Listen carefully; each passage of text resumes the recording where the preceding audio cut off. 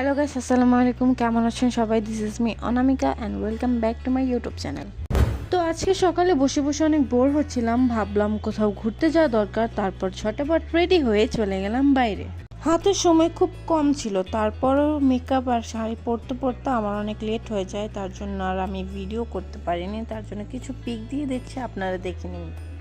এমনিতেই বাসা থেকে বের হতে হতে আমাদের অনেক লেট হয়ে যায়। তারপরও বসুন্ধরার উদ্দেশ্যে যেতে যেতে রাস্তার মাঝে আবার রেড সিগন্যাল পড়ে যায়।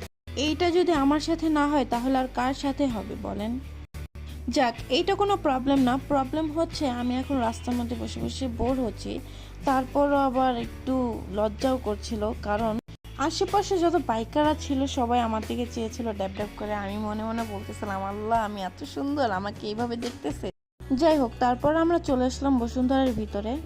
ভিতরে এসে দেখলাম মানুষ আগের থেকে একটু কমই আসছে। বেশি মানুষ না থাকাতেই আমার জন্য ভালো হয়েছে, কারণ যেখানে বেশি মানুষ থাকে সেখানে আমি একটু আনকমফোর্টেবল মনে করি।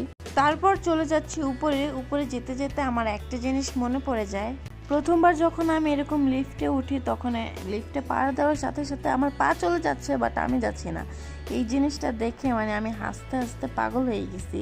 তারপরে উপর আসার পর আমি একটা জিনিস খেয়াল করলাম, নিচে এখানে একটা ফেস আর্ট করা। আমি কখনোই এটা ভাবি নাই যে এখানে একটা ফেস আর্ট করা, নিচ থেকে একদমই বোঝা যায় না। আমি দেখে খুবই অবাক হয়েছি, অনেক সুন্দর এটা। এরপর আমি আর ভাইয়া বসুন্ধরা থেকে বের হয়ে গেছি মেট্রোর উদ্দেশ্যে।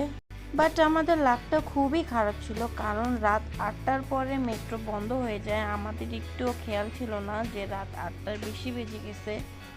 মনটা খুবই খারাপ ছিল, তারপর আর কিছুই করার ছিল না। আমরা দুজন চলে যাচ্ছিলাম মেট্রো স্টেশনের নিচ দিয়ে। মেট্রোতে তো উঠতে পারলাম না, তার জন্য আর কিছু করার নেই। তারপর আমি আর ভাইয়া মিলে এখন চলে যাচ্ছিলাম রমনায়। এরপর আমরা সোহরাওয়ার্দী উদ্যান দেখতে চলে গেলাম।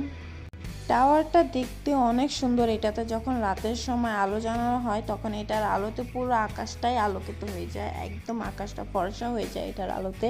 সেখানে গিয়ে খুবই ভালো লাগলো আমার এটা দেখে। এটা দূর থেকে যতটা সুন্দর, এটার সামনে থেকে ততটাই সুন্দর। এইরকম জিনিসটা দেখতে পারা আসলেই ভাগ্যের ব্যাপার। আমি যদি আবার সময় পাই তাহলে আবার এখানে আসবো। আমার অনেক ভালো লাগছে এই জিনিসটা দেখে। এর বাপাশেই ছিল স্বাধীনতা জাদুঘর। আমি রাতের সময় যাওয়াতে সেই জাদুঘরটা বন্ধ ছিল, তার কারণে আমি আর যেতে পারিনি। এর অপোজিট সাইডে আছে শেখা চিরন্তন। এখানে দিন রাত 24 ঘন্টায় আগুন জ্বলতে থাকে। এরপর চলে গেলাম একটা পার্কে। সেখানে গিয়ে বড়দের কোনো রাইড পেলাম না। সেখানে অনেক ছোট ছোট বাচ্চাদের রাইড ছিল, বাট বড় মানুষের কোনো রাইড ছিল না। তারপর ওইখানে একটা নৌকা ছিল, সেখানে আমি উঠেছিলাম, বাট কোনো ভিডিও করতে পারিনি। অনেক রাত হয়ে যায় আর ঘোরা হয়নি। এরপর চলে যাচ্ছিলাম বাসায়। তো আজকের ভিডিওটা এই পর্যন্তই। আমাকে লাইক, কমেন্ট অ্যান্ড শেয়ার করে দিও অ্যান্ড সাবস্ক্রাইব করতে ভুলো না। আল্লাহ হাফেজ।